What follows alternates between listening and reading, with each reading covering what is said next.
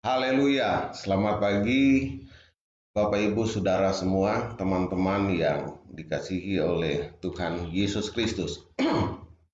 Saat ini saya berada di eh, Pantai Melasti.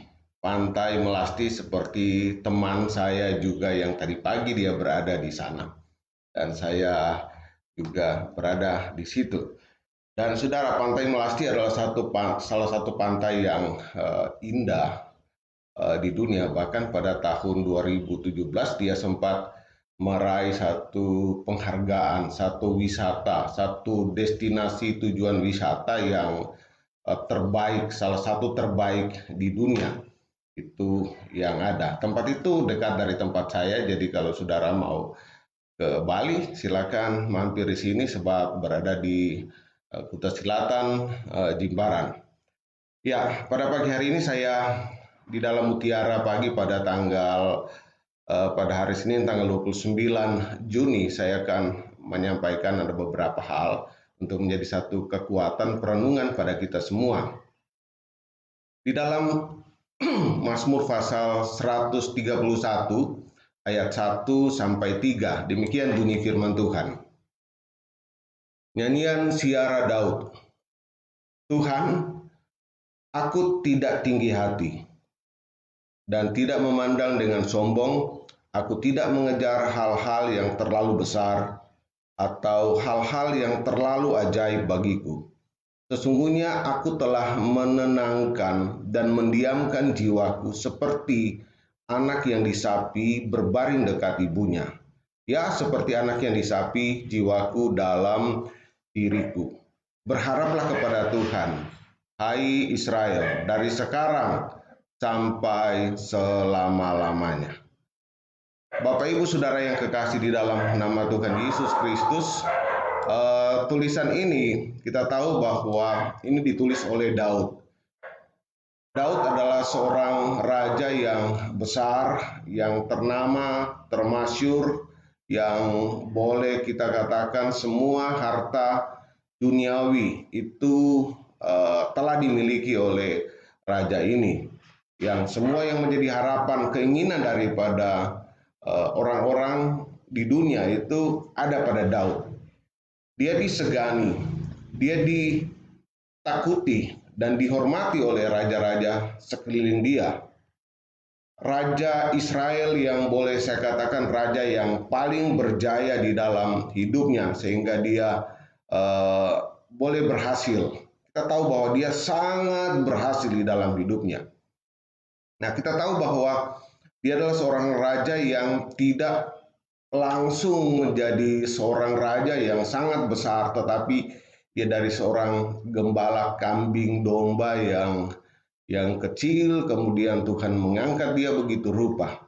Nah, ada beberapa rahasia yang dilakukan oleh Daud, dan tentu kita semua ingin berhasil di dalam hidup ini karena kita tahu bahwa kita membutuhkan semuanya itu selama kita menumpang di dunia ini, yaitu keberhasilan. Daud bisa berhasil di dalam hidupnya karena dari catatan ayat yang kita bacakan pada pagi hari ini bahwa mengapa Daud bisa berhasil di dalam hidupnya. Pertama, dia mencatat bahwa dia tidak tinggi hati, artinya dia memiliki kerendahan hati. Dan kita tahu bersama bahwa Allah menentang orang yang tinggi hati. Allah menentang orang yang sombong, sebab juga dikatakan bahwa tinggi hati itu mendahului kehancuran, atau kesombongan seseorang itu akan didahului dengan kehancuran. Artinya begini, eh, kalau seorang itu tinggi hati, kalau seseorang itu sombong perilakunya, itu tidak lama lagi dia akan menghadapi kehancuran.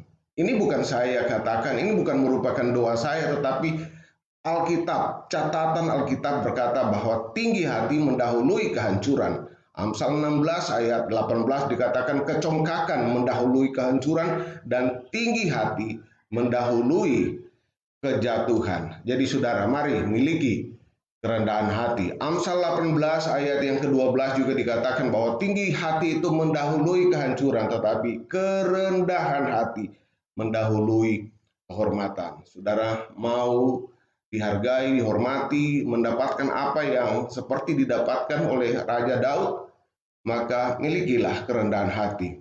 Dan dia tidak memandang dengan sombong. Terkadang kita berkata bahwa kita rendah hati, tetapi cara pandang kita pada seseorang, cara melirik kita, cara melihat pribadi ciptaan Tuhan yang lain yang ada di sekeliling kita itu sangat berbeda, dan bahkan mungkin kita memandang rendah. Itu Allah tahu dari sikap kita, dari cara melihat kita.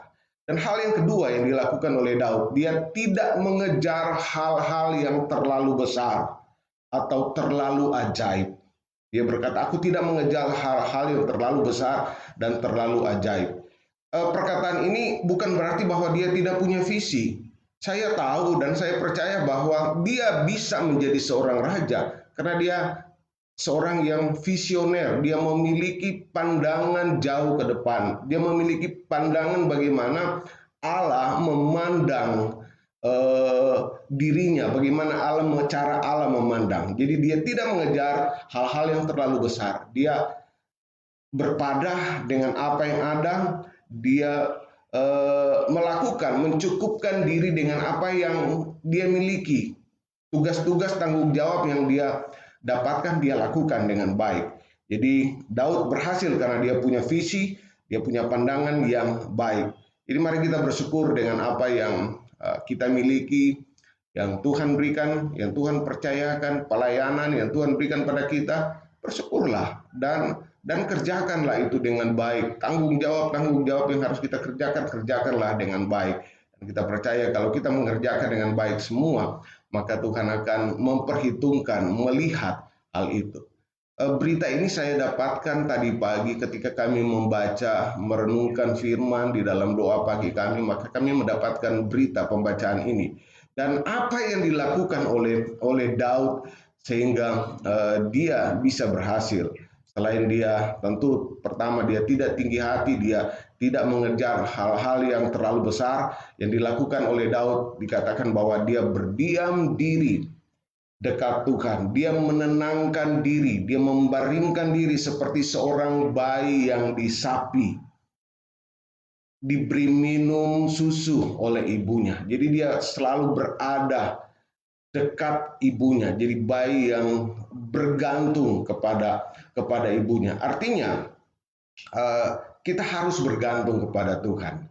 Kita harus berada selalu dekat Tuhan. Sebab ketika kita berada jauh dari Tuhan, maka tentu kita tidak akan merasakan kehadiran Tuhan, dan tentu kita tidak akan melihat pertolongan Tuhan yang Tuhan sudah janjikan kepada kita semua. Mari berdiam diri. Daud juga orang yang sibuk, seorang raja yang besar, seorang raja yang berhasil. Tetapi dalam Mazmur pasal 27 ayat 24, kalau tidak salah dikatakan bahwa satu hal yang kurindukan dan kuingini, supaya aku dapat diam di dalam rumah Tuhan, menikmati bait-Nya.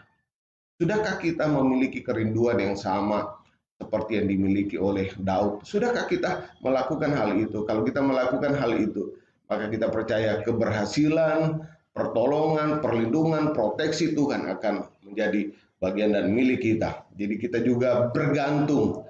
Jadi juga berbicara tentang ketergantungan kita kepada Tuhan. Jangan setelah mendapatkan sedikit berkat kita merasa bahwa semuanya itu karena saya, karena kecerdasan saya, karena kemampuan saya, karena hal-hal yang baik dari diri saya. Dan hal yang kedua yang dilakukan oleh Daud, dia terus berharap pada Tuhan. Di dalam ayat yang ketiga, dia terus berharap kepada Tuhan. Selama-lamanya dia berharap pada Tuhan. Jangan pernah putus harap pada Tuhan. Jadi tetap berharap pada Tuhan. Dalam kondisi sekarang, dalam kondisi nanti ke depan, dalam kondisi berikutnya, ketika kita ditolong, diberkati, diberikan satu keberkatan, tanggung jawab yang Tuhan berikan, tetap berharap kepada Tuhan. Sebab Tuhan melihat hati.